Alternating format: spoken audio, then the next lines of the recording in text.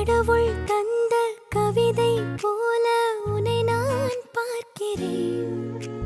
இதற்கும் மேலே என்ன வேண்டும் என நான் கேட்கிறேன். இருவிழியில் இதயம் தூங்க தினசரியும் கனவை வாங்க இனி இவளின் இரண்டாம் பாகம் நீ அல்லவா? பேசும் மழையே